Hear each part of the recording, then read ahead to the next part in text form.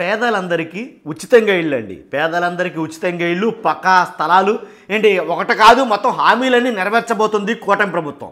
ఎందుకంటే ఏదైతే cabinet meeting సమావేశం జరిగిందో ఆ సమావేశంలో దీని గురించి అయితే కనుక ప్రస్తావన వచ్చింది, దీని గురించి చర్చ అయితే వచ్చింది.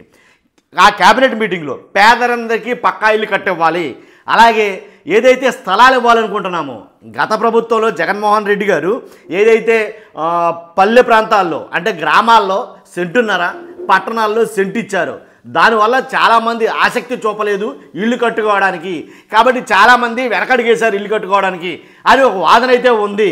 కాబట్టి మనం మాత్రం ఏంటి పల్లె ప్రాంతాల్లో గ్రామాల్లో మాత్రం 3 సెంట్లు, పట్టణాల్లో 2 సెంట్లు ఇద్దాం అనేది కనుక ఒక చర్చ అయితే లేచింది.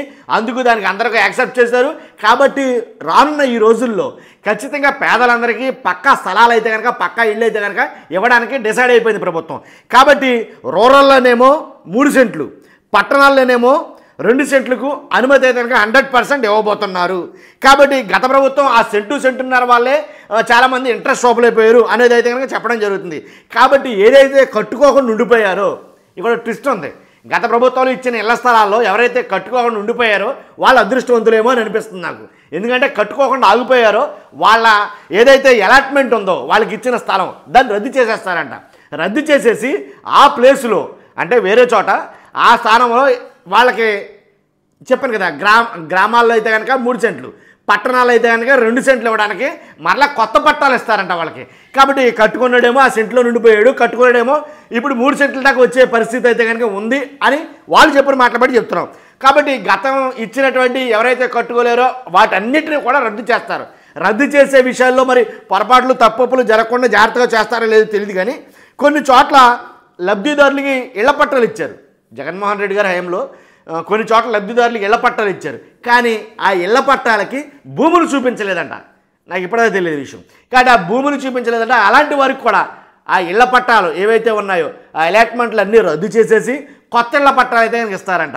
కొత్త ఇళ్ల పట్టాలంటే మీకు అర్థం తెలిసిందే కదా, 3 సెంట్లు 2 సెంట్లు చొప్పున కొత్త ఇళ్ల పట్టాలు అయితే ఇస్తారంట. వీటికి అర్హులు ఎవరు అసలు అంటే కొత్తగా ఇళ్ల పట్టా పొందాలంటే అర్హులు ఎవరంటే మెట్ట భూమి అయితే కనుక 5 ఎకరాల లోపు దాకా ఉండొచ్చు.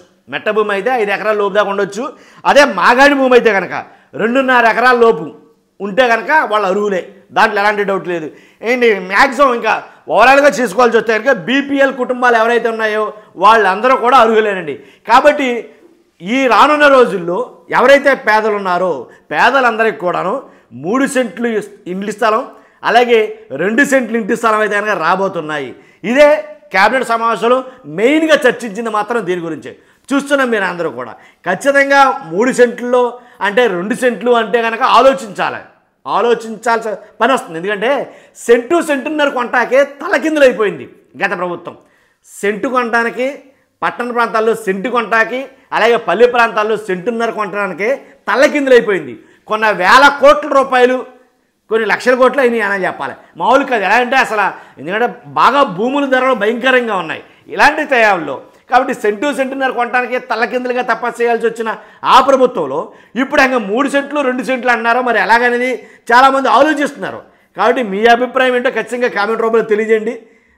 3 సెంట్లు 2 సెంట్లు అంటే చాలా సంతోషమే కదా, అందరికీ హ్యాపీనే కదా. కాబట్టి అలా ఇస్తే మరీ మంచిది. పక్కాగా మీ అభిప్రాయాన్ని కామెంట్ రూపంలో తెలియజేయండి. అలాగే ఫస్ట్ లైక్ చేయండి, నాకు మోటివేషన్గా ఉంటుంది. ఈ ఇన్ఫర్మేషన్ కొత్త వాళ్ళకి, తెలియని వాళ్ళకి ఎవరికంటే షేర్ అవుతుంది. కాబట్టి మీరు లైక్ చేయడం మీ బాధ్యత. అంతేకాదు పక్కాగా మన ఛానల్ని సబ్స్క్రైబ్ చేసుకోండి. కొత్త వారైతే కనుక మన ఛానల్ని పక్కాగా సబ్స్క్రైబ్ చేయండి. Thank you very much.